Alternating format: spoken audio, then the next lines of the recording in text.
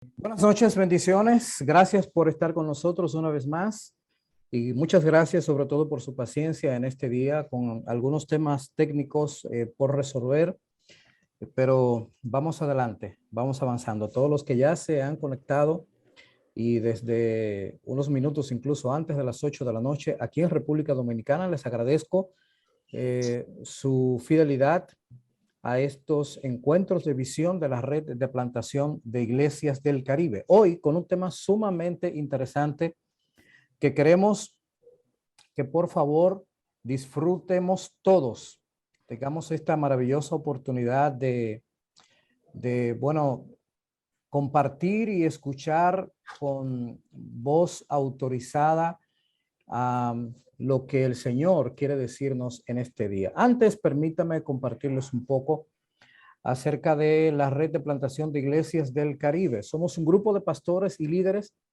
que nos hemos unido para impulsar un movimiento del evangelio en el Caribe, acompañando a los pastores en la plantación y la revitalización de iglesias. Lo que nos une a todos estos pastores y líderes que estamos conectados y que estamos sirviendo juntos, valores como la centralidad en el evangelio, las relaciones, el compañerismo, la amistad y el interés en la plantación de iglesias. Somos un movimiento que desea tener un lugar en la mesa junto con otros ministerios, junto con otras organizaciones. No deseamos plantar una bandera exclusiva, sino que queremos realmente compartir lo que el Señor está poniendo en nuestros corazones con todos. Y nuestros espacios de participación tenemos dos, y uno de ellos es justamente este en el que nos encontramos ahora, que son nuestros encuentros de visión. Cada cierto tiempo nos reunimos para reflexionar sobre la iglesia y los temas que competen a la iglesia. Y esto es de participación libre y voluntaria, no se requiere más. Otro espacio para nosotros también muy importante es la incubadora, el incubador colectivo. Es nuestro programa de entrenamiento para plantadores de iglesias. Y aquí, pues, para participar se requiere una invitación o una recomendación de algunos de nuestros socios y será un gusto recibirles en un programa muy especial. Actualmente, aquí en la República Dominicana, unos 16 hermanos están formando parte de la incubadora. Justo finalizando ahora hace apenas unas 2 semanas atrás. Y en enero del año 2022, Dios mediante, estaremos dando inicio a otro nuevo espacio de la incubadora. Esta incubadora ofrece temas como fluir en el evangelio, renovación en el evangelio, redes evangelísticas, formando tu equipo eje, visión de la ciudad, de los temas que tienen que ver con la cultura, con el contexto, conexión con la cultura, predicación contextualizada, la vida personal del líder, que es parte de lo que vamos a hablar justamente hoy, entre otros temas sumamente interesantes. Actualmente, las iniciativas de la red están siendo compartidas en Cuba y aquí en República Dominicana, próximamente en Puerto Rico también. La red de plantación de iglesias del Caribe es parte de la iniciativa latina de City to City Norteamérica. En este momento estamos listos ya para iniciar nuestra segunda promoción de la incubadora, como dije antes, para plantadores de iglesias o para iglesias que desean plantar otras iglesias. Y si estás interesado en participar en esta iniciativa, por favor, conversa con nosotros. Llámanos al 849-852-5252. Búscanos en Facebook e Instagram como Red de Plantación de Iglesias del Caribe. En YouTube puedes seguirnos también en el canal Vive la Iglesia. Y así estaremos conectados con todo el contenido que el Señor nos está permitiendo compartir con todos nuestros hermanos pastores aquí en la República Dominicana y más allá. Aprovecho para dar la bienvenida a todos los líderes pastores que se conectan desde Cuba, en Centroamérica, en Estados Unidos, los hermanos que se conectan también con nosotros Creo que hay hermanos de Houston, de Miami, en Nueva York, en New Jersey. Y a todos un saludo desde acá. Gracias otra vez por el favor de su atención. Esta llamada de hoy está siendo grabada por un tema técnico, lo que significa que posteriormente estará disponible en nuestro canal de YouTube, Vive la Iglesia, ya editada y todo, para que usted pueda compartirlo con su grupo de liderazgo. El tema de hoy es sumamente interesante y hemos invitado a la doctora Cornelia Hernández de Matos. La doctora Cornelia conoció al Señor en su adolescencia. Es médico, terapeuta familiar, sexual y de parejas. Es diaconisa también en la Iglesia Bautista Internacional, la IBI, sirviendo en consejería bíblica para mujeres y junto a su esposo en consejería prematrimonial por más de 14 años. Además, sirve en el Ministerio de Mujeres de su iglesia. Está casada hace ya 25 años con Ezequiel Matos, es su esposo, así es que agradecemos a la doctora Cornelia que nos ha dispensado este tiempo para sembrar con esta red de plantación de iglesias del Caribe. Conocido ya el tema, la importancia del autocuidado emocional mientras servimos a otros. En los últimos años, los pastores y líderes no han escapado las crisis emocionales, situaciones de salud mental, lo que se ha agravado más con la pandemia. Esta crisis, incluso post-pandémica, lamentablemente está dejando números preocupantes a nivel de salud mental y los problemas emocionales. Los pastores también se deprimen. Los pastores enfrentan dificultades serias. Todos los líderes en posiciones claves, a veces fruto del estrés, de la carga inmensa de trabajo, pues les cuesta lidiar con tantas cosas al mismo tiempo y probablemente asuntos no resueltos regresan para hundir por laberintos oscuros algunas personas y lamentablemente entonces pasan a formar parte de estadísticas muy lamentables. Nosotros damos gracias a Dios por todos los que están sirviendo en el ministerio, los que están esforzándose en ser fieles y que están dando la milla extra. Pero Dios también está en el negocio de trabajar con nuestras propias vidas. En tanto, a Dios le interesa nuestra salud integral. Le interesa nuestra familia, nuestras familias, que no se fracturen, que no se fragmenten, que no seamos parte de estadísticas lamentables, porque lo que Dios no va a hacer o no puede hacer, no quiere hacer, mejor dicho, ninguno de nosotros lo hará. La importancia del autocuidado emocional mientras servimos a otros. Buenas noches, doctora Cornelia Hernández. Gracias por estar con nosotros. Adelante, le escuchamos. Buenas noches, estoy muy agradecida al Señor por esta oportunidad y valoro mucho el que líderes cristianos, pastores y cualquier tipo de persona que tiene liderazgo en la iglesia tenga interés y me ha llamado mucho la atención el nivel de la cantidad de personas, no sé si siempre son tantas personas, pero me alegra mucho el interés en este tema. Es un tema que es muy personal, es muy de todo el mundo, es parte de nuestra vida integral. Sin embargo, ha sido, como tú decías, muy descuidado y me llama mucho la atención. Recuerdo muchos años atrás, cuando, quizás hace más de 20 años, cuando empezábamos a hacer este tipo de trabajo, la resistencia o el poco interés que muchos ministros y otras organizaciones no entendían la importancia que tenía la salud mental, la salud emocional para todo el mundo, incluyendo para las iglesias y sobre todo para las personas que están como están ustedes, los pastores que están en la brecha, trabajando, recibiendo toda esta, la gente dice carga, uno no se siente así, pero el hecho de uno estar interactuando con personas en necesidades emocionales, en una diversidad de condiciones, les pone a ustedes pues en una situación de que que es difícil de manejar y que ustedes mismos como personas tienen su propia situación familiar y emocional que también tienen que manejar. Así que para mí es un gusto poder servirles en esta noche en la medida de lo posible, ¿verdad? Que el tiempo nos lo permita. Yo quisiera como introducir el tema un poco con una presentación breve para dar como un contexto general, que quizás eso ayude a reflexionar un poco, a generar un poco de preguntas, a entender como un marco general de lo que es la salud y el cuidado emocional. Y entonces luego quizás, Francis, podemos interactuar con algunas preguntas, ¿te parece? Correcto, justo esa es la dinámica.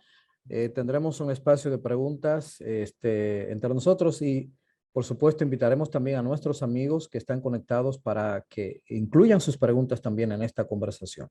Perfecto. Bueno, entonces es muy importante, me gusta que el tema diga importancia del autocuidado, porque es importante el cuidado que yo tengo que dar a mi vida emocional mientras estoy sirviendo a otro, mientras estoy cuidando la vida emocional y espiritual de otras personas. Yo tengo que pensar que también yo tengo que cuidar mi propia vida emocional. Y es que nosotros somos mucho más que un cuerpo físico. O sea, nosotros somos no solamente un cuerpo y un alma, nosotros somos un ser humano integral por diseño de Dios. Somos físicos, pero no solo somos espirituales, sino que Dios nos creó con emociones y tenemos áreas emocionales. Las emociones son lo que le permiten al ser humano reaccionar al entorno y le dan una pista, tanto lo que tú ves en las emociones del otro como las mismas tuyas, te dan una pista de cómo tú estás por dentro o cómo esa persona se siente, qué es lo que hay, cómo reacciona ante el entorno, te dice por dónde anda su interior. Entonces, somos integrales, somos emocionales, somos físicos, somos espirituales y todas esas áreas influyen la una en la otra. Por ejemplo, cuando a ti te duele la cabeza o cuando a mí me duele la cabeza o el estómago, aunque es un dolor físico, no funcionamos igual que cuando no tenemos ningún dolor, pero es físico el dolor, pero no me siento bien, pero no tengo ánimo, me afecta emocionalmente. Y si mi mente, por ejemplo, está cansada o cargada o preocupada, me cuesta mucho concentrarme, me cuesta mucho funcionar. O sea, yo no puedo segmentarme, no me puedo ver como un pedazo de emoción y por otro lado los pies y por otro lado, no. Somos integrales y Dios nos creó así. Entonces, una área influye a la otra y viceversa. Y así que nuestra mente, cuando tenemos una situación física o emocional, interpreta lo que sentimos dependiendo de cómo yo estoy emocionalmente. Mis emociones informan mi mente y mi mente informa mis emociones. Eso es un tema muy interesante. Se ha estado viendo ahora que no es solamente que mi pensamiento influye en mis sentimientos y esto en mi conducta, sino que también mis mismos sentimientos pueden informar a mi mente y cambiar mi conducta. O sea que estamos todos mezclados, tanto los pensamientos como los sentimientos como la conducta pueden influirse de arriba hacia abajo y de abajo hacia arriba. Y por eso la parte emocional no la podemos dejar fuera, porque la parte emocional somos nosotros también, nosotros somos emocionales. Entonces, ¿qué son las emociones? Un poco para definir algunas cosas, las emociones no son más que reacciones, pero son reacciones fisiológicas, o sea, son cosas que el cuerpo produce. Y lo produce en respuesta a estímulos externos, a cosas que tú ves o que tú sientes, o que cualquier estímulo que viene por tus sentidos genera una emoción. Y esas emociones se liberan y son fisiológicas porque se producen porque se liberan sustancias, unos neurotransmisores en el cerebro que provocan esa emoción. Esa emoción es breve y esa emoción es inconsciente. Por ejemplo, le voy a poner un ejemplo porque eso es como medio técnico. Si usted oye un disparo, usted siente una emoción.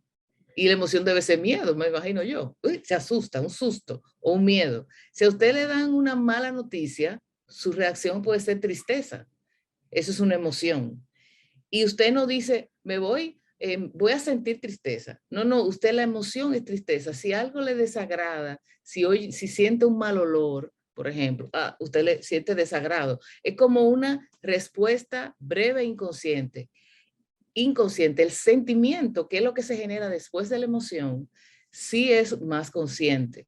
Por eso que la Biblia dice, aírate, pero no peques. Porque la ira, el enojo, es una emoción natural. Tú ves algo que está mal. Yo decía el otro día a un grupo de mujeres que si tú estás en el supermercado y tú escuchas a un niño llorando y una mamá peleando y tú crees que lo están abusando físicamente, tú te airas. Porque ¿cómo va a ser? Pues están maltratando a un niño, a un indefenso, pero cuando tú te acercas, tú te das cuenta que no le están dando, que el muchacho lo que está haciendo es una pastaleta, entonces te cambia la emoción y tú dices, ah, no, ya son mal criadas. Pero la emoción inicial quizás es airarte. Entonces te puedes airar, pero no pecar. O sea que la emoción es una cosa y el sentimiento es otra. Entonces, las emociones en el ser humano es lo que le permite sentir, lo que le permite expresar los sentimientos, expresar lo que yo siento. Las emociones son el vehículo por el cual se genera el sentimiento y yo puedo expresar la parte emocional que tengo, cómo yo expreso mi interior. Entonces, el bienestar emocional, yo necesito estar bien emocionalmente, pero ese bienestar, cuando yo estoy bien, estable emocionalmente, eso influye en la manera en que yo funciono, en que yo veo la vida, en que yo percibo todo lo que ocurre a mi alrededor. Depende de cómo yo me siento. Ustedes saben que si un día tú estás muy tenso o muy incómodo o de mal humor o irritable, como usted lo quiera decir, ese día usted no funciona igual. Ese día es posible que usted tome una mala decisión. Es posible que usted ese día le conteste mal a alguien o haga algo que después se arrepiente. Igual que un día que uno está muy triste. Un día uno está muy triste, ese día uno no está bien emocionalmente y uno quiere hacerse el loco, uno quiere poner eso a un lado, pero la verdad es que te afecta tu funcionamiento y después 2 o 3 días después tú dices, ay, lo que pasa es que ese día yo no me sentía bien, yo no debí ir a esa reunión, no debí y contestar esa llamada, no debí mandar ese correo, porque emocionalmente yo estaba afectado. Entonces, necesitamos revisar nuestra vida emocional porque influye en todo lo que hacemos. Estar emocionalmente sano implica que tienes la capacidad de expresar y manejar tus emociones de manera adecuada dependiendo de lo que tú necesitas. Entonces, para eso, para tú manejar esas emociones de manera adecuada, porque acuérdate que son inconscientes, que responden a un estímulo, que te saltan, pero tú tienes que manejarlas. Para tú poder hacer eso, tú tienes que aceptarlas para luego entonces poder controlarlas. Entonces vamos entrando un chisme en materia. ¿Qué yo necesito para tener salud emocional? Bueno, lo primero que tú necesitas es autoconocerte. Y ahí fallamos, hermanos, porque muchas veces sabemos analizar a todo el mundo y le ponemos una receta a todo el mundo, pero no nos sentamos a reflexionar, a hacer pausas. Y eso hay que hacerlo con frecuencia, no una vez al año en Navidad, para ver qué voy a hacer el año que viene. No, no, no. Eso hay que hacerlo con frecuencia. Yo creo que el tiempo devocional diario es un tiempo donde yo debo revisar cómo estoy, quién yo soy, cómo es que yo soy como persona, qué cosas me están afectando más, en qué cosas estoy creciendo, qué cosas me están afectando quizás de mi pasado. Yo no puedo vivir negando quién soy. Mi pasado es mío y el Señor lo permitió con un propósito y yo tengo que entrarle a eso que quizás no me gusta, pero tengo que conocer mi pasado. Si hay heridas, tengo que sanar mis heridas. Tengo que conocer mi historia familiar para entenderme a mí mismo mejor, para entender mi contexto, entender mis emociones. Y tengo que revisar mi identidad en Cristo. Esto es sumamente importante. Cómo un cristiano se ve a sí mismo, cómo se identifica, cómo se ve a la luz de la palabra. Mi identidad en Cristo. ¿Quién realmente yo soy? ¿Qué dice Dios que yo soy? Y cómo yo abrazo esa identidad a pesar de mi pasado, a pesar de mi historia. Yo tengo que conocerme. Eso es lo más importante, el autoconocimiento. O sea, por lo menos la base de donde inicia la salud emocional. Luego, entonces, tengo que aceptarme. Bueno, porque tú sabes, como dice un pastor amigo mío, yo no soy Jesucristo chiquito. Yo soy un ser humano con mis limitaciones, con mis luces y mis sombras. Tengo que admitir mis limitaciones. Como yo puse esa foto ahí, no hay superhéroe. Los superhéroes no existen. Tú no eres superhéroe, tú no tienes superpoderes. Dios es el que tiene todo el poder. Y Dios nos limitó, nos diseñó limitados a propósito para que dependamos de Él. Y mi vida emocional es limitada. Yo no puedo responder como otros responden. Yo tengo mis limitaciones porque Dios quiere que yo dependa de Él. Yo no debo tener una percepción de mí más allá de lo que debo ser, sino que debo pensar de mí con cordura, dice Filipenses. Yo tengo que ver mis limitaciones y aceptarlas. Hay personas que son muy buenas en unas cosas en las que yo no soy tan buena. Hay cosas que a mí me afectan más que a otras personas. Hay cosas que yo no tengo ciertas habilidades emocionales o que me afectan profundamente. Cada quien tiene que conocerse y aceptarse como es para poder crecer. Porque si yo no sé dónde estoy, pues no voy a saber ni cómo llegar a donde quiero llegar. Primero tengo que saber lo que es, cómo soy. Y tercero, tengo que una vez que me conozco y me acepto, entonces tengo la posibilidad de poder controlar y manejar mejor mis emociones en la medida en que maduro emocionalmente. Y esto es un tema muy importante, la parte de la madurez emocional. La gente no nace maduro en ningún sentido. Uno madura a medida que va creciendo. La Biblia dice que el Señor nos ha dado todo lo que nosotros requerimos en cuanto a la piedad. El Señor nos lo ha dado todo. Pero cuando uno viene al Señor, aunque el Señor en Cristo nos da todo lo que yo necesito, yo no tengo desarrollado eso. Es como un bebé. Un bebé nace con un cuerpo con todas las capacidades. El cerebro del bebé está ahí, tiene sus órganos, todo está ahí, pero está inmaduro. Es un cuerpo que tiene que aprender ahora a comer. Fíjate que un bebé nace y no le damos arroz con habichuela al nacer. Le damos leche y tratamos de que sea materna, porque su sistema digestivo, que está completo, no es que le falta nada, pero es inmaduro. Entonces necesita tomar lechita y ese tipo de cosas. Entonces igual nosotros al venir al Señor tenemos todo, pero tenemos que madurar. Y hay personas que buscan la Biblia, que hacen muchísimas cosas, sirven, pero no se revisan, no hacen esa evaluación de ver mi madurez emocional, por dónde va, cómo voy. Entonces la madurez emocional, yo no sé si tú lo has pensado, pero es algo que yo he reflexionado mucho, está muy vinculada a la madurez espiritual. O sea, crecer espiritualmente, nadie puede crecer, como yo digo, nadie es como demasiado categórico, ¿no? Pero para uno crecer emocionalmente, uno necesariamente ha crecido espiritualmente, porque el crecimiento espiritual hace que uno madure emocionalmente. Y crecer espiritualmente, yo no me estoy refiriendo a tener la cabeza llena de teología, a saberme todos los textos bíblicos, lo cual no es malo, sino a la aplicación de eso en mi vida diaria, no en la vida de los demás, sino en la vida mía. Por ejemplo, Efesios 4, del 26 al 27, dice lo que decíamos ahorita de la ira. Dice, airaos, pero no pequéis. No se ponga el sol sobre vuestro enojo, ni deis lugar al diablo. Yo me puedo airar y no pecar. Ahí dice, airaos, pero no pequéis. Yo me puedo airar y no pecar. Bueno, yo creo que eso es difícil, que usted se aire y no peque. Se supone que sí, pero es difícil porque nuestra ira regularmente no es una ira santa. No somos Jesucristo, ¿verdad? A veces sí, usted se puede airar con lo que ofende a la santidad de Dios. Y bueno, eso es una ira santa, como Cristo que tumbó la mesa de los cambistas en el templo. Pero nosotros regularmente nos airamos por razones egoístas y personales, pero lo cierto es que esa ira es una emoción. Me airé por algo. Ahora el tema es cómo la manejo. Si yo la acumulo en mi corazón, que es lo que habla el texto, que no dejo que el sol se ponga, que dejo que eso se marine ahí, que pase tiempo y tiempo y la acumulo, eso abre una puerta al enemigo. En la medida en que yo maduro espiritualmente, aprendo a sanar, a manejar mi ira, pues entonces yo voy a poder ser una persona más madura emocionalmente y voy a poder manejar mis emociones mejor.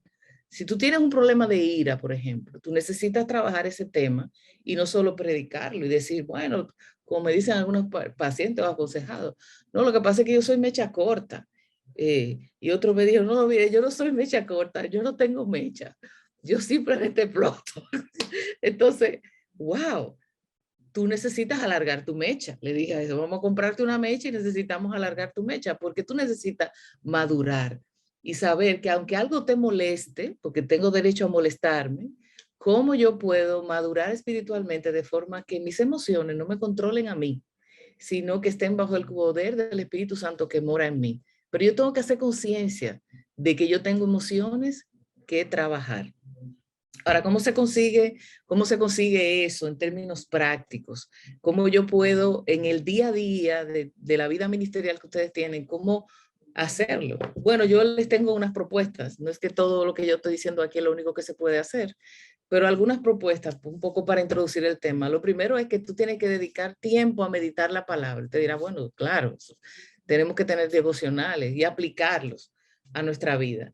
Pero nunca está de más recordar que la palabra de Dios tiene que cambiarnos, tiene que transformar nuestro carácter, tiene que transformar nuestro ser de manera que emocionalmente nosotros seamos personas más seguras, más como Cristo, que tengamos el carácter de Cristo, de manera que eso cambie nuestra vida. No es estudiar la Biblia para aplicárselo a otra persona o para predicar, es ir a la palabra y leerla y tener comunión con Dios de manera que esa meditación transforme mi mente y transforme mi ser y cambie la manera en que yo vivo la vida todos los días. Así que el devocional que hago en la mañana no debería ser solo un devocional, debe generar un cambio en mi vida de forma que mi vida sea devocional, mi vida entera, las 24 horas del día. Tiene que haber un impacto de eso para que yo estar más consciente de cómo están mis emociones. Otra cosa que podemos hacer es rendir cuentas, cosa que no nos gusta. Nos gusta vivir vidas aisladas, nos gusta vivir vidas un poco escondidas, pero nosotros tenemos la necesidad de rendir cuentas, de tener una sana sospecha de mí mismo. Yo tengo que pensar y dudar un poco sanamente de mí, no es que yo estoy loca, usted ve, pero yo creo tal cosa. Déjeme yo hablar con alguien que me conoce, que yo le he dado el permiso de hacerme preguntas difíciles, que puede ser intrusivo conmigo, y ver si yo estoy en una equivocación, porque yo tengo que dudar un poco sanamente de mí. Y para eso se requiere que seamos menos orgullosos y más humildes. La Biblia dice en Mateo 11:29, un texto que últimamente ha atrapado mi corazón. Jesús dijo a los que están trabajados y cargados, ¿se acuerdan? Dicen, tomen mi yugo sobre ustedes y aprendan de mí, que soy manso. Lo tengo aquí inclusive. Aprendan de mí, que soy manso y humilde de corazón, y hallarán descanso para sus almas.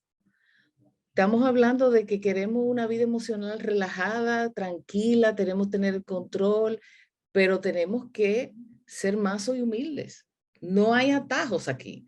Yo tengo que tener la humildad de ir frente a otras personas, comunicarme con otros y hablar de mí, reconocer la necesidad que tengo de una vida en comunidad.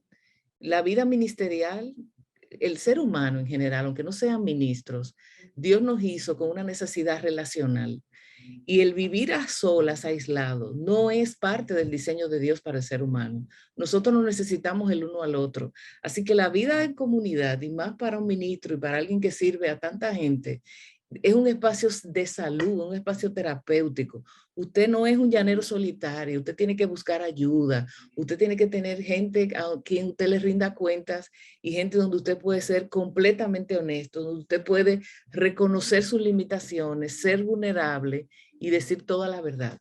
Inclusive usted necesita ese espacio para sanar heridas. Los ministros, la gente que trabaja con tanta gente, pues es herido constantemente, recibe mucha presión. Usted necesita un lugar donde, dice una amiga mía, donde usted se descomprima un poco, usted pueda hablar de eso y además sanar, buscar alternativas y ser confrontado si es necesario. Pero eso requiere que seamos humildes, que reconozcamos que somos limitados, que reconozcamos que necesitamos, estamos en gran necesidad de ser asistidos por el Señor. Y el Señor nos sirve a través de la comunidad de fe, de la familia de fe donde Él nos ha colocado. Porque usted sea líder no significa que usted es más santo que todo el mundo. Usted es un ser humano que tiene necesidades y tiene que reconocerlo y crear un espacio saludable y seguro, porque no es con cualquiera que usted va a hablar, por supuesto, pero tiene que haber un espacio seguro donde usted pueda hablar. Y ya casi terminando, hay algunos puntitos más que es importante tomar en cuenta. O sea, que no solamente la vida espiritual y tener con quién rendir cuentas, sino que usted necesita tener sus prioridades en orden, porque las prioridades en desorden generan desestabilidad emocional, porque usted siente que lo están jalando por los 4 puntos cardinales y usted no sabe qué usted le va a prestar atención primero. Usted tiene de antemano que tener claro cuáles son sus prioridades, en orden. Dios, su relación con Dios, su familia y luego el ministerio. Usted debe cuidar, atesorar, valorar, yo no sé qué tanto decir, su relación de pareja. La única cosa a la que Dios lo unió para toda la vida es a su pareja. No fue a la iglesia, ni a los hijos, ni al trabajo, ni a los cargos, nada. Fue a su pareja. Tu cónyuge tiene que ser tu mejor amigo o tu mejor amiga. Debe haber un espacio de transparencia. Yo me pregunto si tú serías capaz de preguntarle a tu esposo o a tu esposa, ¿en qué tú crees que yo debo mejorar? ¿Qué cosas tú piensas que yo tengo que crecer? ¿Tú serías capaz de preguntarle algo así a tu pareja? Si eso es así, tú tienes una relación de pareja fuerte. Tú puedes conectar con tu pareja y eso es lo que le da más estabilidad a la persona. Que la persona con la que yo vivo, la persona que está más cerca de mi corazón, es alguien con quien yo puedo ser completamente honesto y que podemos estar unidos en una sola carne. Esa prioridad es importante. Y si tenemos eso en desorden en nuestra vida de pareja, pues bueno, usted va a tener una salud emocional alterada. Entonces, luego de esa parte de la pareja está dedicar tiempo también a sus hijos y a su familia y a la salud física. Hay un error cuando lo escribí, pero bueno, usted debe dedicar tiempo a la relación de pareja, a la relación con tus hijos, pero también a tu salud física, cuidar tu salud. Tú debes, tú debes cuidar, ir al médico, cuidar tu sueño, cuidar tu salud, hacerte tus chequeos médicos, pero además tú debes cuidar tu descanso, cuántas horas usted duerme, la calidad de tu sueño, el ejercicio físico, tener momentos de socialización, de paseo, de distracción. Los pastores a veces, ministros, no dedican tiempo a nada de eso, pero usted sabe qué es lo que pasa, que tenemos las prioridades alteradas. Y para tener las prioridades alteradas, una de las cosas que necesitamos es poner límites y aprender a decir que no, para poder decir que sí y tener el espacio para lo que el Señor quiere y entiendo que el Señor me está llamando a hacer. Entonces tengo que dedicarle tiempo a Dios, tengo que tener tiempo para eso. Tengo que dedicarle tiempo a mi pareja, tengo que sacar ese tiempo. Entonces, pero también tengo que atender a mis hijos. Ustedes saben que hay un alto porcentaje de los jóvenes que delinquen o que tienen conflicto con la ley, vienen de hogares donde el papá está ausente. Y la ausencia no es solo física, la ausencia puede ser emocional. Entonces, ¿usted está presente en la vida de sus hijos? ¿Usted sabe de sus necesidades emocionales, espirituales? ¿Usted conoce su vida social, su situación académica? ¿Usted va al colegio? Usted tiene que ser papá de esos hijos también, pero tiene que ser pastor, pero tengo que ser esposo, pero tengo que atender a mis hijos, pero tengo que cuidar mi salud. Tengo que poner límites, tengo que saber a qué le digo que sí, a qué le digo que no, y tengo que tener las prioridades claras para tener estabilidad emocional, porque si no, la presión que todos esos frentes me generan, si yo no les sé decir que no, me van a desestabilizar. Pero puede ser que estés así, puede ser que alguien que nos esté escuchando aquí esté desestabilizado, esté cargado, esté cansado. Somos limitados. Imagínense, si no respiramos, nos morimos. Si no bebemos agua, nos morimos. Si no comemos, o sea, somos seres limitados y dependientes del Señor. Si usted se siente así, yo quiero decirte que tú puedes buscar ayuda. Eso no significa que porque tú tengas una situación emocional, tú eres menos espiritual que otra persona. Eso no te quita ningún tipo de valor, de validez como persona ni como ministro, porque tú eres un ser humano. Y yo te invito a que busques ayuda oportuna. No postergues tu cuidado emocional, no acumules malestar. Eso no te hace más un héroe espiritual porque tú aguantas más. Todo lo contrario, mientras más drenado estás emocionalmente, más limitado más limitadas están tus capacidades de servir a otra persona, más limitado está tu servicio al Señor. y de hecho estás actuando de una manera orgullosa, creyendo que tú puedes más que Dios. Entonces, no es adecuado. Y por la gracia de Dios en nuestro país, en muchísimos países también, hay profesionales de la salud mental que son creyentes, que le pueden ayudar, que le pueden asistir en cualquier situación que usted esté manejando. Pero de nuevo, para uno entender que necesita ayuda e irla a buscar, uno necesita ser humilde. Así que ahí desde ese punto de vista tenemos que revisarnos. Así que nada, quería introducirles eso y quería que ustedes vieran su vida emocional desde todos los puntos de vista. Afecta mi vida espiritual, mis roles tienen que estar claros y mis prioridades deben estar claras para que mi vida emocional esté equilibrada y balanceada en todo lo que hago. Amén. Qué bueno, gracias, doctora Cornelia, por la introducción que nos ha hecho a este tema. Lo que sigue a continuación, de acuerdo a la dinámica que anunciamos al inicio, es lo siguiente. Tendremos un espacio para preguntas. Primero voy a interactuar con la doctora con algunas preguntas y posteriormente abriremos entonces, le daremos oportunidad para que usted abra su micrófono y pueda hacer la pregunta aquí mismo en la sala. Eso ya en breve. Pero quisiera preguntar, doctora, ¿qué tan saludable o equilibrado debería estar una persona antes de, como se dice, poner las manos en el ministerio? Se sugiere que debemos revisar al menos algunos temas básicos. Bueno, yo pienso que sí, que las personas que van a tomar un rol como ese deberían tener cierta estabilidad y madurez. O sea, no debería ser una persona inclusive muy joven, tan joven, que no tenga, porque la madurez emocional requiere también cierta cronología, cierta edad.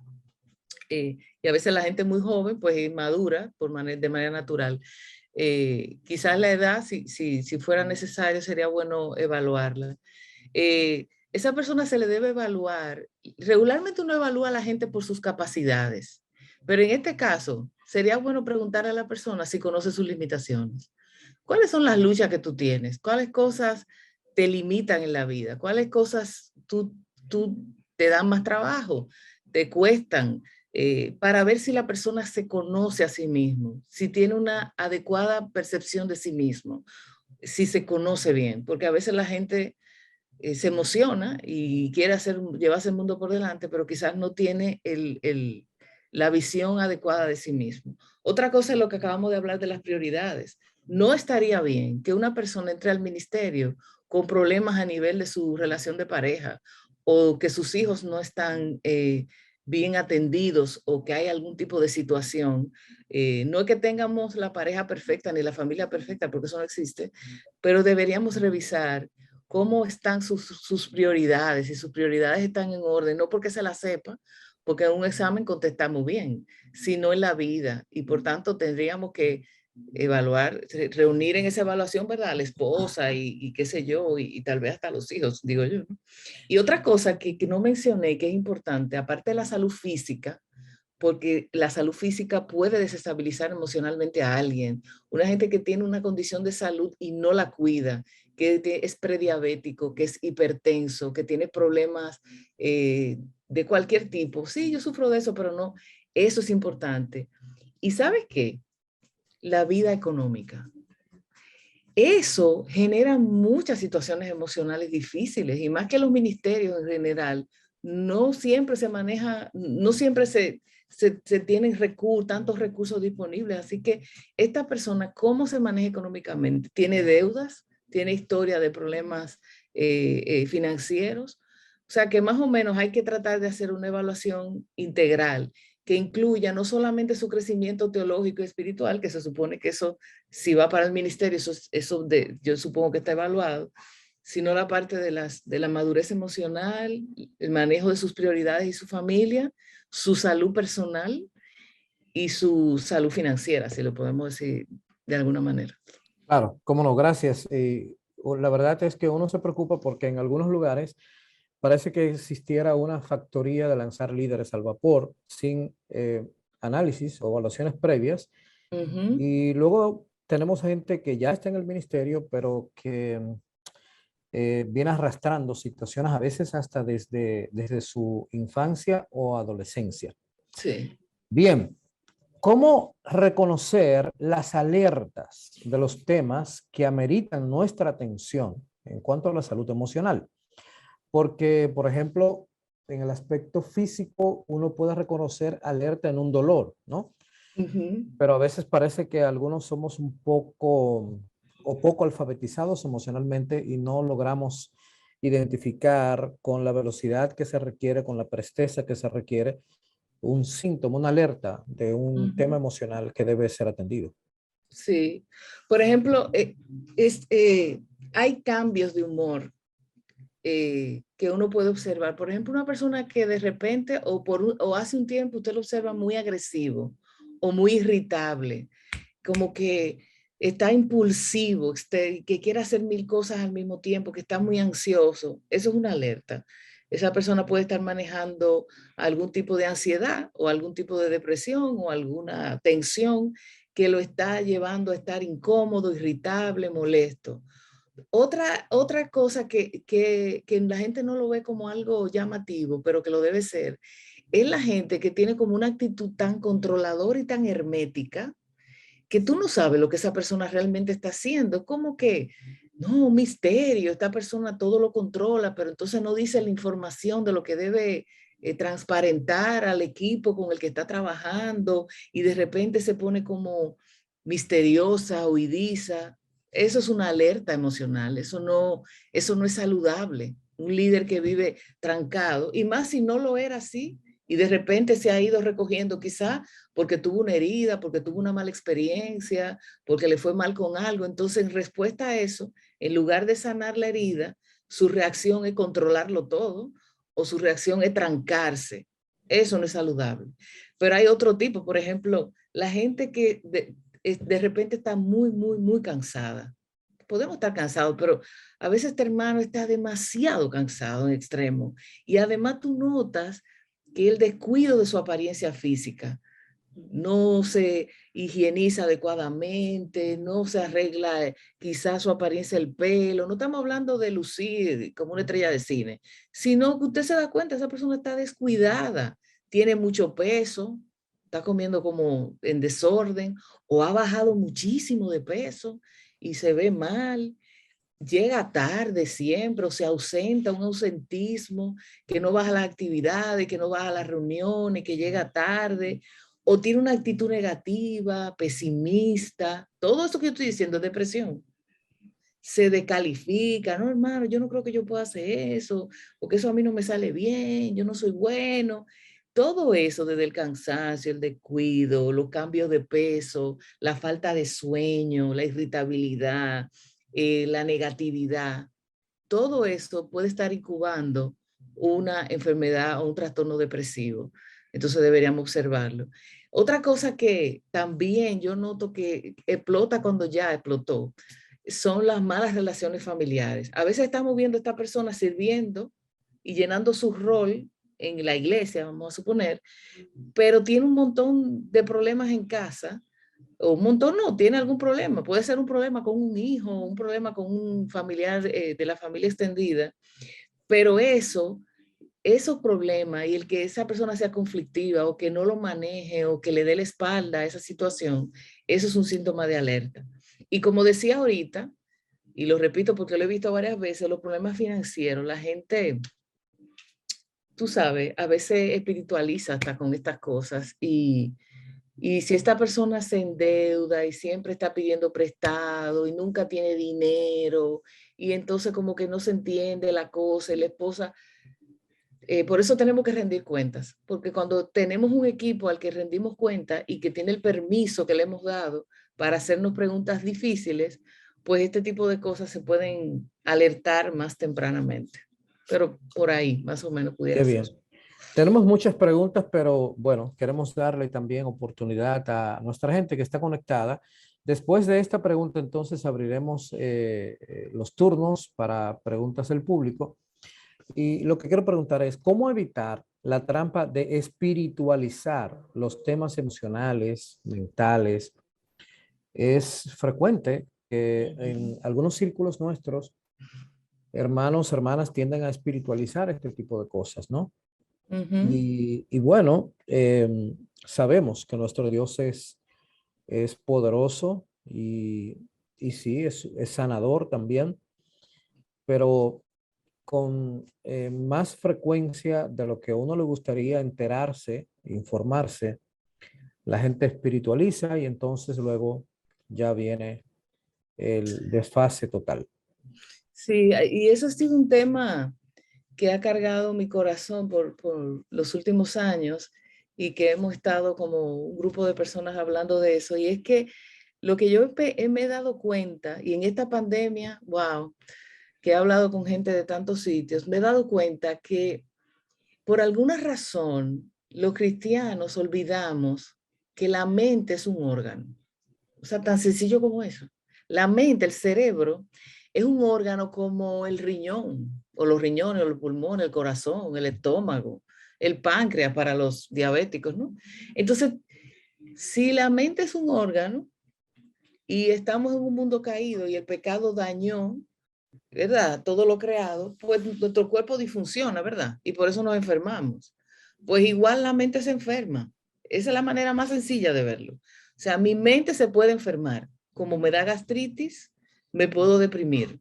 Como me da hipertensión, yo puedo sentirme ansioso, puedo tener alteradas mis emociones. Porque la mente, que es el que produce las emociones, es un órgano que se puede enfermar como otro. Entonces el problema está en que la mente y las emociones, hermanos, no son, nosotros pensamos que son imaginarias, porque son abstractas. O sea, yo puedo medirle la presión a una persona y eso da un número concreto, 120/80. Tengo el azúcar en 200, un número. Tú ves, me entraron, tengo un dolor de estómago, me hicieron una endoscopía y vieron una lesión en la mucosa del estómago. Eso es concreto. Me siento mal. ¿Cómo usted agarra eso? Dígame cómo usted lo mide. ¿Cómo usted mide la ansiedad? ¿Cómo usted mide la desesperación? Las emociones son abstractas, pero no son imaginarias, son reales. Y al ser abstractas, yo pienso que por eso, como que no la podemos entender muy bien, entendemos que eso tiene que ser espiritual, que una gente que está enfermo o que tiene una situación emocional debe ser espiritual. Y nos olvidamos de que existe todo lo que tiene que ver con salud mental, porque la mente funciona y la mente es física y la mente genera todos esos impulsos, como dijimos ahorita, de las emociones, por unos neurotransmisores, sustancias que están en el cerebro interactuando, que son lo que hacen que yo tenga el estado de ánimo que tengo. Y eso puede enfermar y por eso yo tengo que ir al médico. Pero entonces la trampa es que como es como algo imaginario, piensan, o abstracto más bien, y no lo puedo como medir, pues pienso que está en la esfera espiritual. Y me quedo ahí en la esfera espiritual y dejo de ver que es que hay una mente, hay un cerebro que pudiera estar sufriendo. Y eso, lamentablemente, el descuido de esa área, pues trae sus consecuencias. Y así como el Señor puede sanarme de una gastritis, me puede sanar de una depresión, ¿eh? No es que el Señor no pueda hacer una obra maravillosa de sanidad en cualquier área de mi vida, pero tengo que entender que tengo una situación física, una situación que requiere atención médica, aunque tenga un efecto emocional. Bien, gracias. Bueno, retornaré eventualmente a la lista de preguntas que tengo para la conversación, pero quiero que abramos la oportunidad para que la gente que está conectada con nosotros pueda preguntar en su propia voz. Y yo tengo una mano levantada ya aquí hace un ratito. El pastor Manuel Cordones está con nosotros. Adelante con su pregunta. Gracias, Pastor Montaz. Esa charla de la doctora Hernández es exquisitamente bella. Gracias. Hice ajustes en mi horario para participar de su charla, porque escuchar a una profesional de su categoría siempre vale el esfuerzo. Tengo dos preguntas, doctora. La primera creo que ya fue parcialmente contestada. Si quiere abundar sobre ella, de todas maneras las voy a hacer, las dos. ¿Considera usted que puede tener éxito o puede ser exitoso en el ministerio pastoral una persona con traumas personales y que no los haya resuelto? ¿Se podría dar ese caso o debe resolver la situación antes de lanzarse a un pastorado? Esa es la primera pregunta. Le puedo hacer la segunda ahí mismo para ganar tiempo. En principio, usted habló de que las emociones son reacciones fisiológicas. Mi pregunta es, ¿en dónde podemos ubicar el amor en ese cuadro? ¿En el cuadro emocional o dónde? Okay. Ahí está. Bueno, desde el punto de vista psicológico, ¿verdad? Voy a contestar la segunda primero. El amor es un sentimiento, se dice, no es una emoción, es un sentimiento y que lo genera una emoción de agrado, de bienestar, una emoción de alegría, y la emoción genera el sentimiento de amor. Pero también sabemos que el amor también es una decisión. Hay muchas cosas, el sentimiento es consciente. Yo puedo decidir amar y decidir no amar. Yo puedo decidir amar menos algo o alguien, porque el sentimiento es consciente, pero la emoción no. Yo puedo sentirme muy agradado de una persona o muy molesto con una persona y decidir amarlo a pesar de que me haga daño y de que me genere malestar emocional. Yo puedo decidir eso, yo puedo decidir amar a pesar del dolor, porque el sentimiento es algo consciente, la emoción no. Pero la emoción es breve, dura segundos solamente. Entonces, con respecto a la otra pregunta, yo creo que sí, Manuel, yo creo que una persona que tiene un trauma emocional, que tiene heridas del pasado, va a afectar al que está a su alrededor. Esa persona afecta al que está a su alrededor, así sea un pastor o no sea un pastor, porque es algo que afecta al ser humano. O sea, el hecho de que tú tengas traumas del pasado en alguna esfera de tu vida, porque puede ser que sea en una esfera, por ejemplo, puede ser que un pastor tenga un trauma sexual, pero él viva la vida normal. Pero ese trauma sexual puede afectar la manera en que él ve las mujeres, o puede ser que afecte la manera en que él ve las relaciones de noviazgo al que él tiene que darle consejería, o las parejas que él trabaja, o yo qué sé, depende del tipo de trauma sexual, porque eso es muy amplio, pero él, por otro lado, funciona bien y pudiera parecer bien, pero si él no trabaja ese tema tarde o temprano, él va a tener consecuencias en su ministerio por no haber sanado eso. Entonces, por eso yo decía al principio, tenemos que tener un autoconocimiento y ser honestos con Dios y con uno mismo y decir, mira, yo tengo un tema que tengo que trabajar para poder servir al llamado al que Dios me está haciendo, para yo poder cumplir la obra del ministerio. Yo necesito sanar. Entonces, sí, definitivamente una persona no sana, bueno, no aporta salud, porque usted no está sano, usted aporta enfermedad. Así que yo creo que deberíamos tomar eso en cuenta y hacer un alto. Gracias, muchas gracias. Okay. Miguel Abreu, adelante Miguel Abreu. Saludo, amado pastor.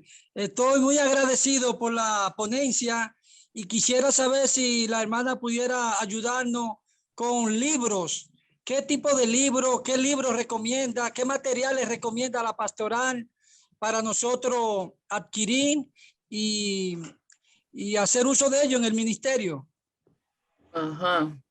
Bueno, el libro que me viene a la mente así rápidamente es un libro que se llama El ADN de las relaciones.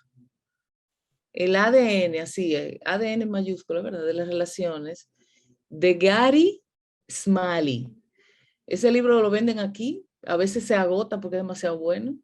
Y ese libro habla de por qué la gente se relaciona como se relaciona y por qué es como es y por qué genera esos sentimientos. Y eso yo creo que ese libro sería de mucha ayuda. Si me acuerdo de otro más adelante, lo puedo Pudiera decir. recomendarle El líder emocionalmente sano de Peter Escacero. Ah, sí. Son También. materiales que están en librería. En librería. Okay, gracias. Continuamos con Mario Luis Matos. Adelante, Mario.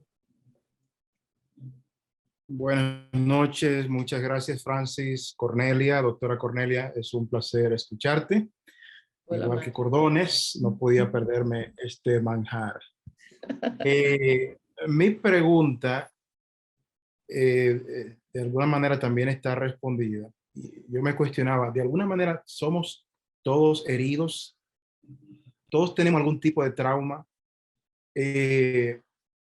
Si el primer paso es reconocer esto y buscar ayuda, ¿cuáles serían? Entonces la segunda pregunta sería, ¿cuáles cosas podríamos practicar, no solamente para buscar una sanidad a un trauma y terminé, sino para mantenernos sobrios, mantenernos medianamente sanos, o al menos, cuando digo sobrio, es porque hay situaciones incluso que no tienen sanidad, yo diría. Ujú, Fíjate que el Señor es todopoderoso, pero hay cosas que Él dice, bástate mi gracia, no te la voy a quitar. ujú. Tienes que aprender a vivir con esa herida. ¿Cómo tú aprendes a vivir con una herida, un trauma, algo que el Señor no te va a quitar, pero tienes que vivir con él mientras ministras? Sí. Bueno, lo primero es que si estando en un mundo caído, Mario, nosotros todos somos heridos. Esto es un mundo ineficiente. O sea, esto va de mal en peor. Así que vamos a estar siendo golpeados de alguna manera, pero no todo el mundo responde igual al trauma. No todo el mundo, por ejemplo, y vuelvo al tema de abuso sexual, dos muchachas pueden haber sido abusadas y no tienen la misma consecuencia en su vida adulta.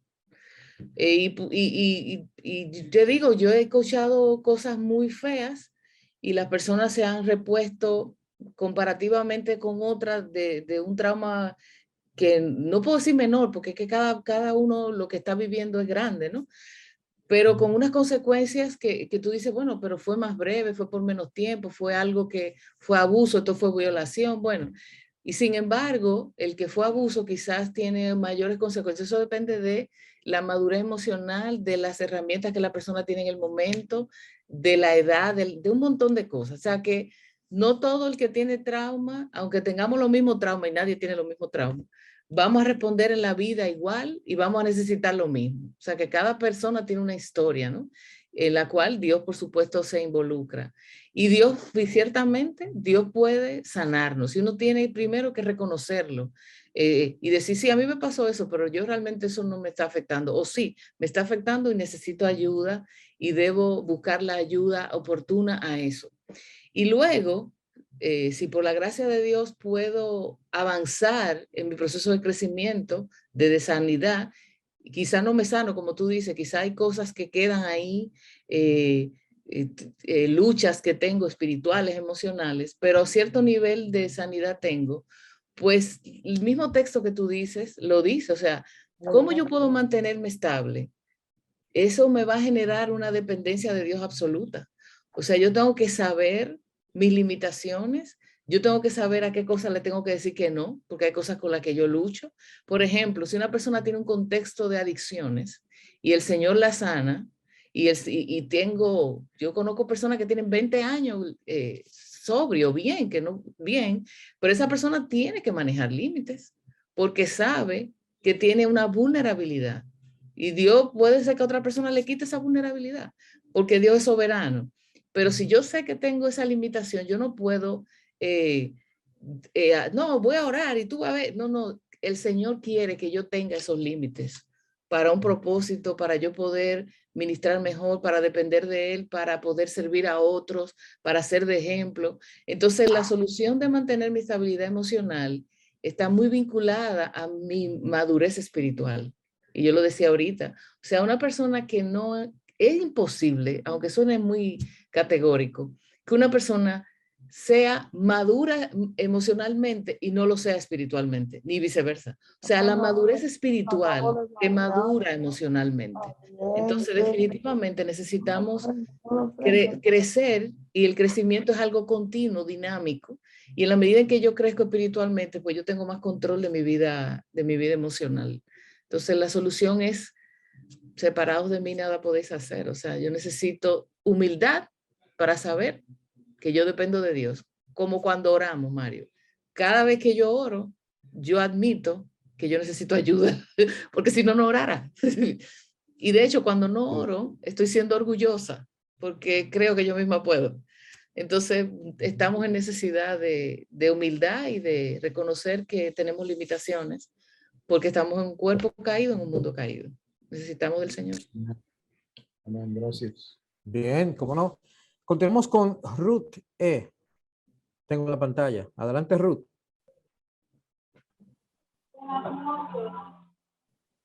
La escuchamos.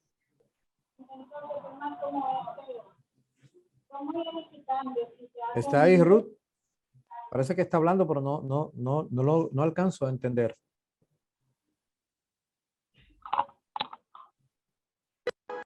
Y ahora, Adelante. ¿me escuchan?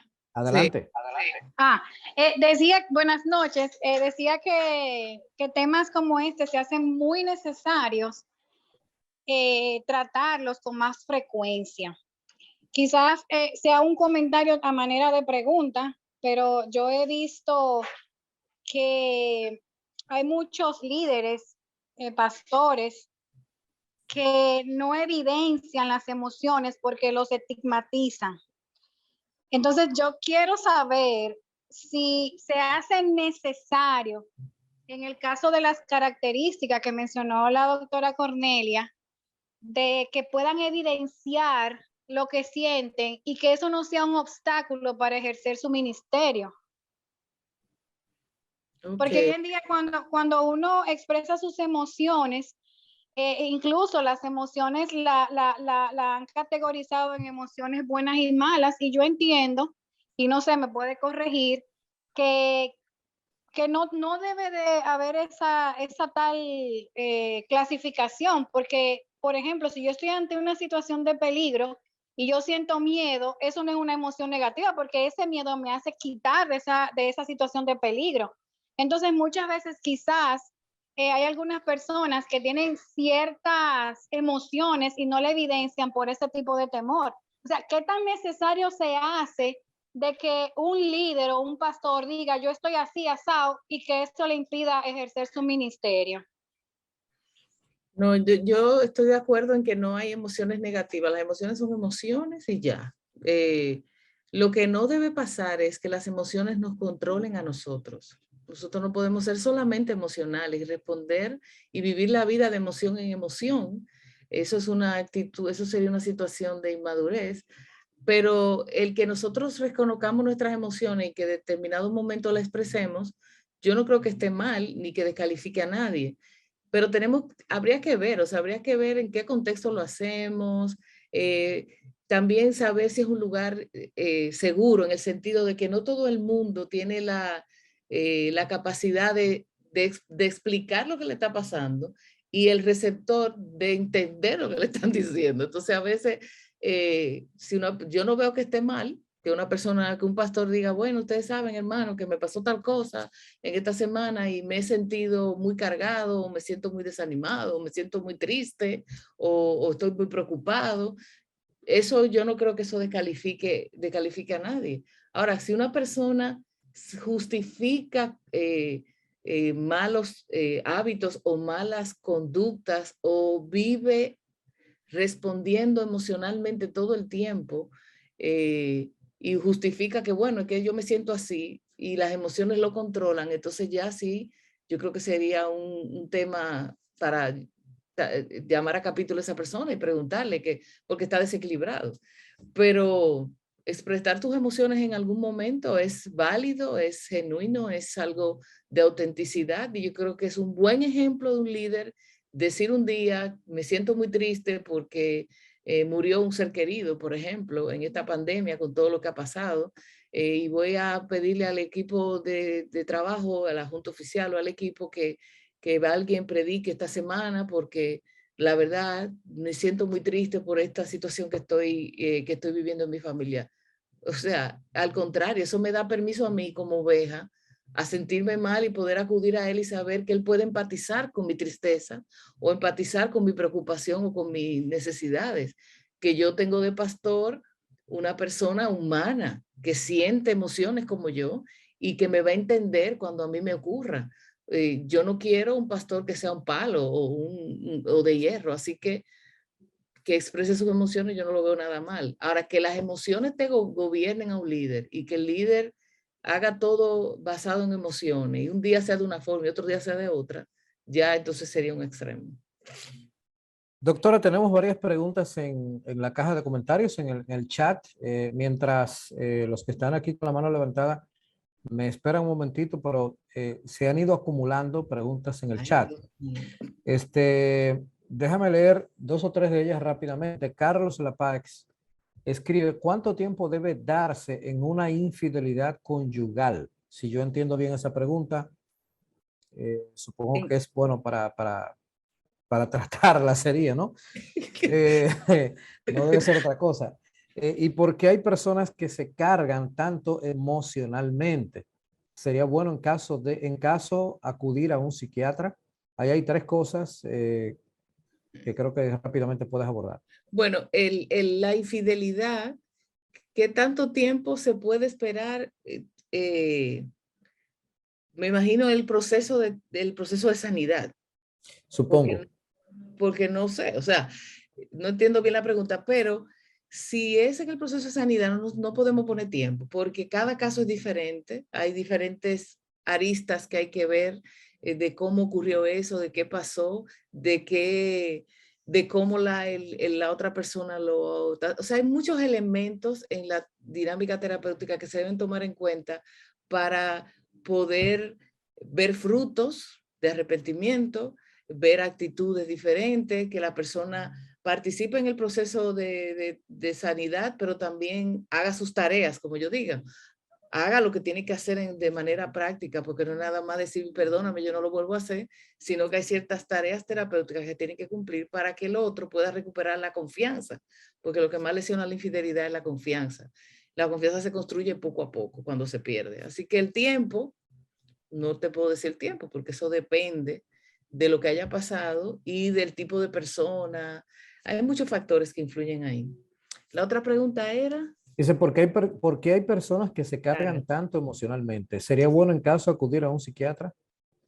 Bueno, yo creo que por lo menos debe ir a un consejero, por lo menos, o un psicólogo, porque quizás un psiquiatra, dependiendo. La gente se carga mucho porque tiene un concepto equivocado de su rol, pienso yo, de su rol como consejero, en este caso, ¿no? Como pastor o consejero. Y es que una persona viene donde mí a hablarme de su problema, pero yo no soy Dios. O sea, yo no estoy en el rol de resolverle el problema a la gente, porque yo no soy Dios. De hecho, yo también necesito que me resuelvan los míos. No sé ustedes, pero yo también. Entonces, yo tengo que estar en una posición de apuntar a esa persona a Cristo.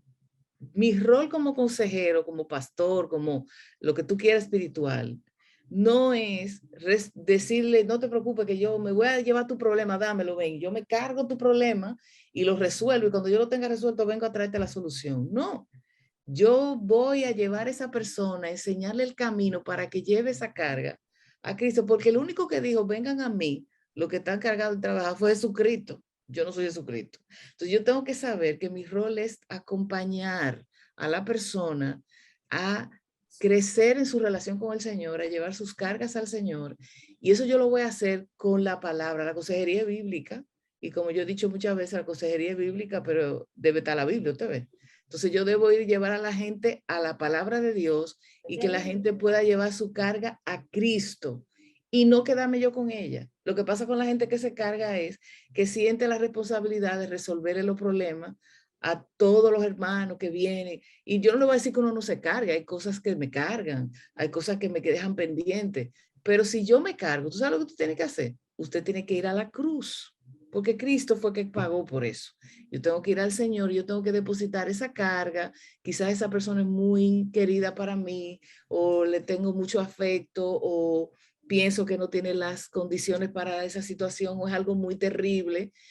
Hay cosas que a mí me han cargado de mi paciente, de mis aconsejados. Yo tengo que ir al Señor y descargarme en el Señor, porque el único que puede con todas las cargas de sus hijos es Dios. Yo no puedo ser Dios para la gente. Yo tengo que ser un instrumento en las manos del Señor para que la gente vaya al Señor.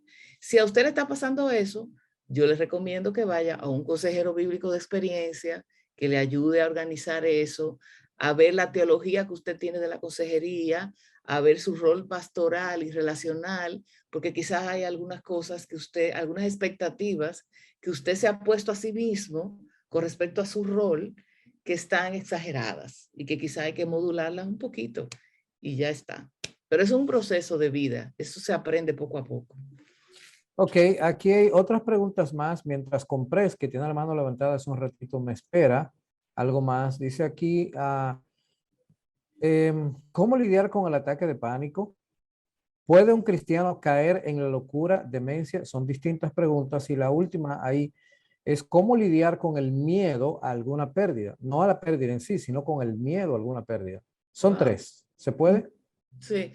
Bueno, el ataque de pánico es una crisis de ansiedad intensa, muy intensa.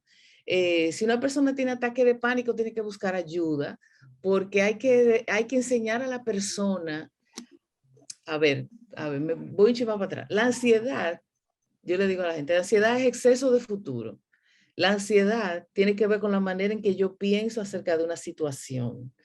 Entonces, si yo tengo ataque de pánico, hay cosas, hay pensamientos que se acumulan que me llevan a una crisis de pánico. Yo tengo que aprender a reconocer los detonadores, los pensamientos que me generan ansiedad, las situaciones que me estresan y ver cómo la puedo ir desmontando en mi mente, qué pensamiento puedo hacer, qué alternativa tengo. Cada caso es diferente.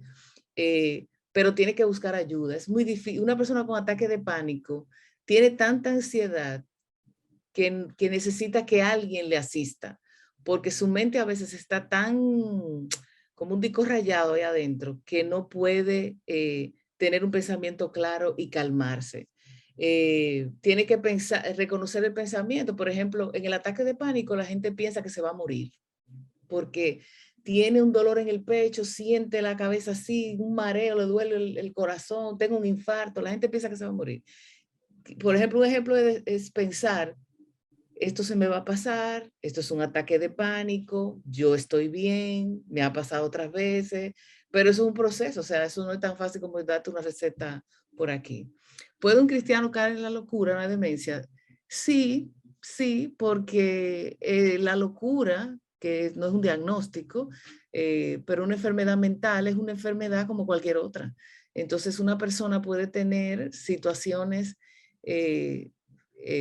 físicas, porque es la mente que se distorsiona, que puede generar en una enfermedad mental. Lamentablemente, igual que cualquier otra persona, si una persona puede necesitar asistencia psiquiátrica. Yo tengo pacientes cristianos que sufren de bipolaridad, que sufren de trastorno de personalidad, que tienen trastorno de ansiedad, trastorno de depresión, que están medicados, que sirven, que trabajan, que viven una vida normal, tranquilo y felices. Tienen que hacer su proceso, hacer sus revisiones frecuentes, pero que pueden llevar una vida normal. Y son cristianos, se llaman al Señor, y usted lo ve en la iglesia y usted no se lo imagina, pero se ve su patillita. Eso no tiene nada de malo. Como usted que se bebe de la patilla de la presión y se toma su omeprazol en ayuna por la mañana y se pone su insulina si es diabético, así mismo, una enfermedad. ¿Cómo lidiar con el miedo a alguna pérdida? Bueno, habría que ver porque ¿qué significa eso que vas a perder? ¿Por qué te da tanto miedo perderlo? ¿Por qué qué representa? ¿Por qué estás tan pegado a eso que te da tanto miedo a perder? Habría que ver a qué es el miedo y por qué es el miedo. Es una pregunta como muy general para poder verlo. ¿Qué pasaría si lo pierdes? Eso quizá te dé una idea de por qué es tan importante para ti y por qué te da tanto miedo. Pero hay que recordar, no sé de qué se trata esa pregunta, pero hay que recordar que Dios soberanamente, cuando Dios ejerce su voluntad, Él evaluó todas las opciones y escogió la mejor. Si Dios me quita algo, es bueno para mí, porque la voluntad de Dios es buena. Que no me guste, que yo no la entienda, ok, que yo no esté de acuerdo, que yo no lo hubiera elegido, todo eso está bien, Dios condesciende a mi limitación. Pero yo tengo que saber que aunque a mí no me guste o no me agrade o me dé tristeza, la voluntad de Dios es buena. Y si Él me quita algo, es porque eso es bueno para mí. Y no solamente para mí, lo que es más importante, es bueno para su gloria y para sus propósitos, para lo cual fui creado. Entonces, tener miedo a algo que Dios me pueda quitar, porque todo lo que a mí me ocurre es porque Dios lo permite. Y como yo digo, a los cristianos no le pasa nada malo, porque Dios es bueno. Y todo lo que a mí me pasa, pasa por la mano de Dios. Entonces, como que tener miedo a perder algo, habría como que verlo con más profundidad, pienso yo. Muy bien, entonces Samuel Comprés, perdona, Pastor Samuel Comprés, es supervisor del Concilio de la Cristianización Nacional. Hace un ratito ya tiene la mano levantada. Adelante. Gracias, Francis. Muchas gracias a la doctora Cornelia. Gracias, Es un gran honor, Cornelia, ser edificado y bendecido. Y quiero bendecir, aprovechar a muchos de nuestros pastores y líderes que no quisieron perderse esta conferencia y no quería que se la perdieran. Así que gracias a todos y gracias a usted, Cornelia. Bueno, como pastores a veces estamos ahí como medio magos. Hacemos como corriendo el riesgo de no entrar al cielo porque a veces hay que hacer mucha magia financiera. Sufrimos de situaciones a veces de cuando tenemos un tiempo trabajando, entendiendo que la iglesia va a estar en un tipo de crecimiento, de repente hasta la iglesia descrece. Nos van miembros que comenzaron la iglesia con nosotros, de repente un líder divide la iglesia y atravesamos situaciones como esas y de repente estamos ministrando con una depresión espiritual, emocional, pero estamos ministrando. Solo me gustaría algunos consejos, doctora, para cuando esas situaciones nos arropan como ministro en determinado momento, ¿qué hacer como ministro aún? Bueno, de nuevo, reconocerlo y de verdad, yo creo que yo he visto situaciones en que la persona debería como parar, hacer una pausa, tomar un receso. Y eso no debería avergonzarnos, no debería... Bueno, yo pienso que la gente antes de llegar a esa depresión y sentirse mal, yo no sé si usted lo hace como pastores, no sé, toman receso. La gente tiene que tomar receso. O sea, la vida no puede ser nada más trabajo y no tomar vacaciones, no hacer pausas, no descansar. El descanso facilita mi trabajo. No es que usted va a ser un perezoso, pero usted tiene que saber que usted necesita cuidarse, hasta físicamente. Hay personas que ni van al médico porque nunca tienen tiempo, ni cuidan su salud, ni hacen ejercicio, ni vacacionan, ni dedican tiempo a sus propias necesidades, inclusive familiares. Y eso desgasta la persona. Y el pastor es un ser humano. El pastor no es no un superhéroe, que no hay superhéroes. Nosotros estamos en necesidad de reconocer nuestras limitaciones. Entonces deberíamos hacerlo de manera preventiva. Preventivamente el ministro debería plantearse un descanso de la rutina, el salir de la rutina y hacer otra. No es que usted se va a sentar en contemplación al cielo. Usted puede irse a hacer ejercicio, a pasear, a conocer, a lo que usted quiera, pero hacer una pausa del trabajo. Entonces, si ya no la ha hecho y llegó un momento en que se desgastó tanto que está mal, pues con más razón debería hacerla, pero no debería ser solamente una pausa y ya, sino que ese descanso sea con un propósito. Esa persona debe buscar ayuda, dependiendo de los recursos que tenga a su lado, a su entorno, pero también de la situación, ¿no? Porque si es como que se siente cansado porque el ministerio, no sé qué, quizás debería ir y reunirse con alguna persona, algún líder espiritual de mayor experiencia, algún consejero, pero si es un tema emocional, pues tal vez debería ir a un especialista de la salud cristiano que pueda entender su rol.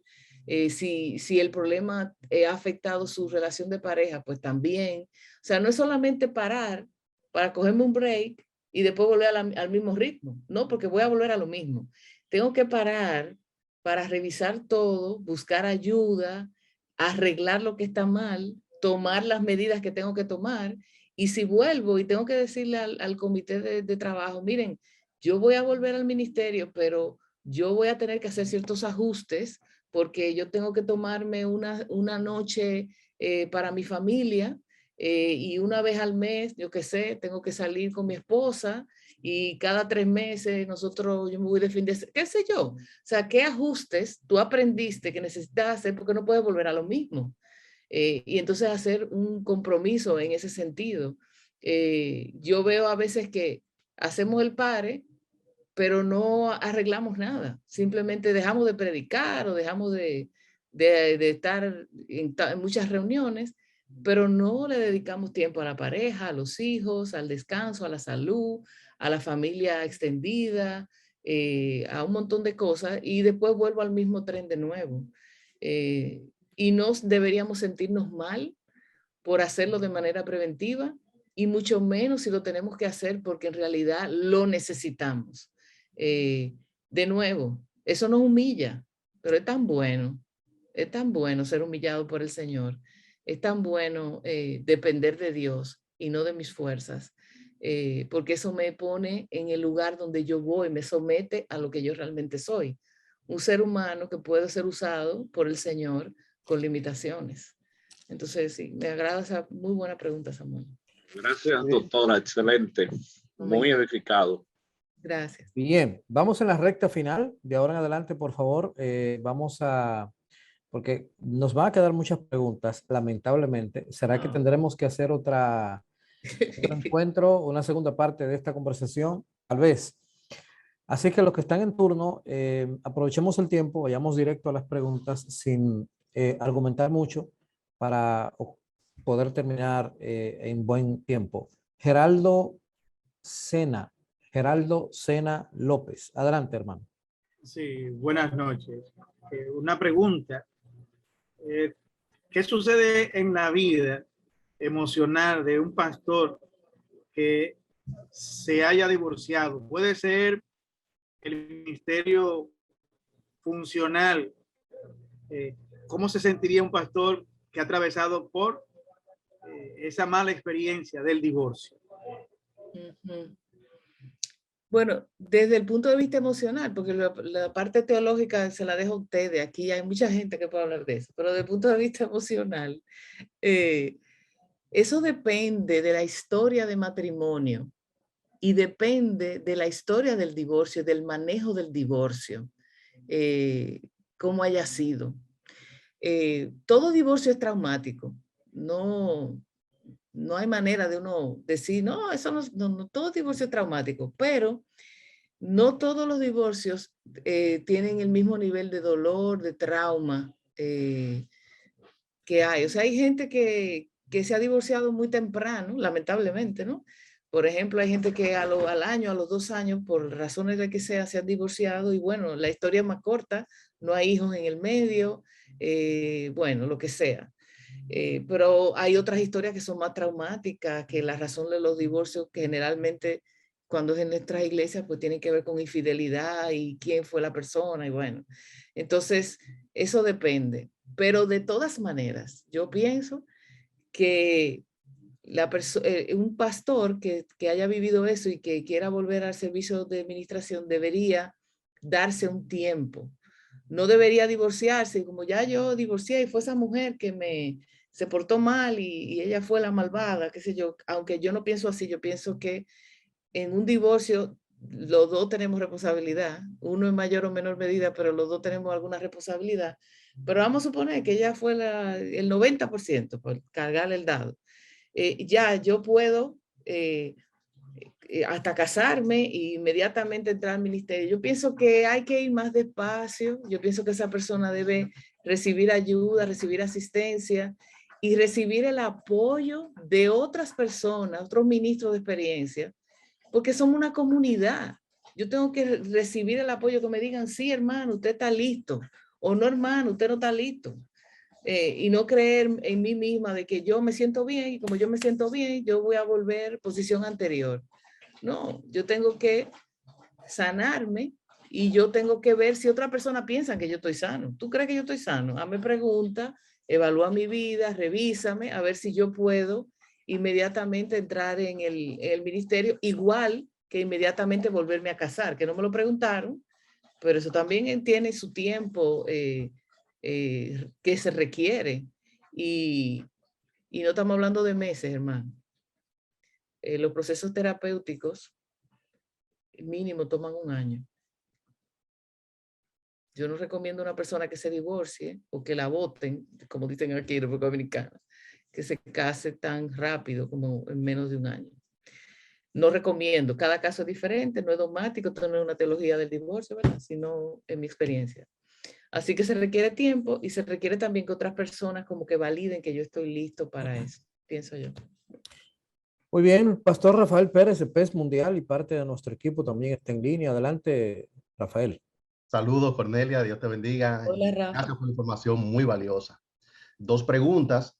La primera es, ¿cómo separar una tristeza estacionaria o algo normal, que la persona se recuperará en un proceso, digamos, natural, de una depresión? Y también cómo crear en nuestras iglesias un ambiente que sea propicio a que la gente comparta sus cargas, que comparta sus luchas y que se vuelva ayudable. ¿Qué podrías recomendarnos? Bueno, es buena pregunta porque no toda tristeza es depresión. Una persona puede estar pasando por una situación de tristeza y lo que te ayuda a diferenciarlo así rápidamente, ¿no? Es la historia. ¿Desde cuándo? ¿A partir de qué lo desencadenó? ¿Y qué tan mal está la persona? Si la persona, por ejemplo, no hace absolutamente nada de lo que hacía antes, no se quiere levantar de la cama.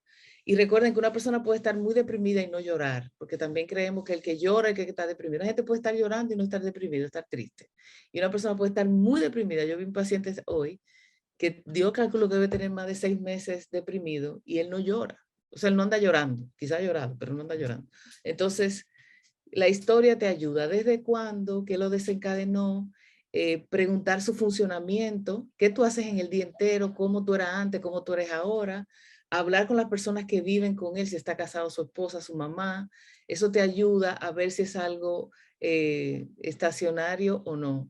Si llora sin razón, si tiene pensamientos suicidas es una depresión, si siente que su vida no vale nada, pero si simplemente estoy triste porque estoy desganado y no tengo ánimo porque me botaron del trabajo o me faltaron el respeto o se murió alguien, bueno, estoy triste y hay razones para estar triste, no puedo estar alegre.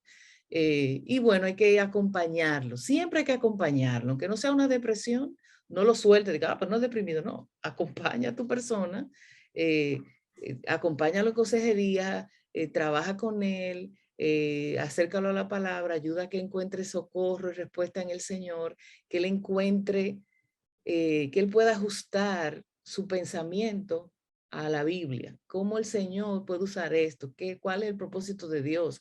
¿Cómo se ve Dios en medio de esta situación? ¿Cómo Dios puede estar presente?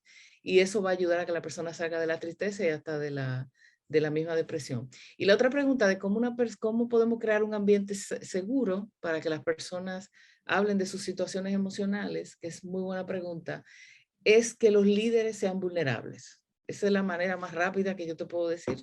Unos líderes que siempre están bien y que juzgan al que está mal, no van a generar un espacio seguro. Un líder que pueda admitir, no es que esté llorando todos los domingos el culto, no estoy diciendo eso, estoy diciendo que usted pueda admitir que se sienta, que usted tiene emociones, que usted está disponible para la gente y que cuando la gente viene donde ti en una consejería y te cuenta su dolor, tú puedas empatizar y quizás contar tu propia historia. Mire, yo una vez estuve ahí cuando yo era adolescente, que me pasó eso, o en una ocasión tal o cual cosa, yo también he vivido eso. La gente puede decir, ok, yo puedo, esto es un lugar seguro. Y la otra cosa que la gente necesita para sentirse seguro y decir sus emociones es que el ambiente sea confidencial. Importante, porque en el mundo de las iglesias, el chisme es pecado, usted ve, pero se nos olvida. Entonces, la gente sabe algo de mí y entonces va donde Rafael, donde Samuel, le dice, Samuel, te voy a decir todo con ella para que ore por ella. Y entonces larga la historia. Y entonces yo he recibido personas cristianas que lo que necesitan es consejería y me dicen, no, yo voy para su consultorio porque usted es profesional y usted no lo va a decir a nadie. Yo, pero ¿y eso? No es que la iglesia mía entonces dice, yo no puedo hablar ahí porque ahí todo se riega. Entonces yo prefiero venir aquí. O sea, ¿cómo puede ser? No hemos perdido el respeto. O sea, usted tiene que ser confidente. En la medida en que usted sea una tumba para el otro, que la gente diga, no, yo hablo con Rafael y Rafael el pastor no le dice nada, o la esposa, el que sea, o ese consejero, eso hace que la gente poco a poco, ¿verdad?, se va sintiendo segura.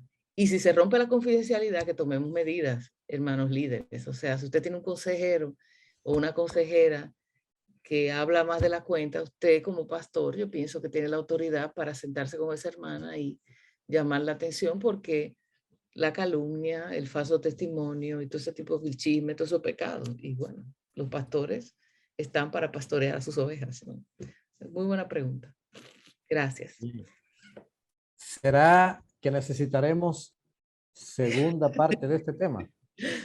Bueno, si lo solicitan, creo que tendremos que hacerlo. Se nos quedan muchas preguntas, doctora Cornelia Hernández, tanto en el chat como nuestra lista, y que no podemos continuar ya por razones del tiempo. Muchísimas gracias por ofrendar tu tiempo y conocimientos para compartir con este gran grupo de líderes que ha estado conectado aquí en la República Dominicana y en otras partes de América Latina, en Centroamérica, en el Caribe y en Estados Unidos. Gracias de todo corazón en nombre de la Red de Plantación de Iglesias del Caribe. Antes de que la gente empiece a desconectarse, yo quiero que por favor nos regalen su vista, abran sus cámaras para hacer unas fotos para nuestros archivos, los que puedan, por favor. Vamos, atrévanse. No tan amables. Abran sus cámaras ahí rápidamente para hacer una impresión para nuestros archivos. Se lo vamos a agradecer infinitamente. Retóquenla las fotos, por favor, retóquenla. Ay, eso sale tan pequeño. Excelente. Que no creo que... Felicidades a la doctora Cornelia. Excelente. Un placer. Ustedes, para mí es un honor que gente de este nivel de servicio a la obra de Dios esté interesado en el tema y me pongan atención de que a mí. Gracias a Dios por eso. Bueno. Estoy para servirle. Hacemos la segunda parte, Francis. ¿No? Bueno, vamos a ver. Un saludo a los hermanos de Puerto Rico que estoy viendo por allí, Pastor Félix, Pastor José Raúl Roldán y a otros más. Un saludo también a los pastores de Cuba, los hermanos pastores en Centroamérica que también, veo la gente en la Florida, Magdalena. Wow, sí. Bye. En Miami también otras personas que conectan con nosotros en Houston, en Nueva York, en New Jersey. Gracias a todos. Gracias de nuevo, Cornelia. Nuestra próxima cita, Dios mediante, agéndela para que sea parte de nuestra conversación, porque será en el segundo lunes de diciembre, es el 13 de diciembre. 13 de diciembre, Dios mediante, nuestra última cita del año 2021 para cerrar este año. Así es que por los mismos canales les estaremos informando y ya estaremos de vuelta conectados. Buenas noches. Bendiciones. Bendiciones. Gracias.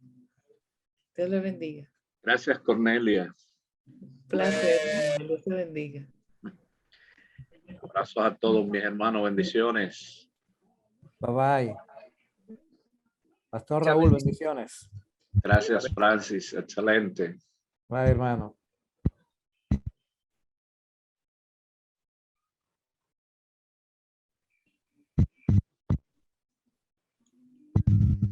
Buenas noches.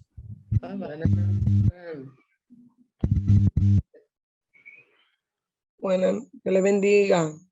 Amén, amén.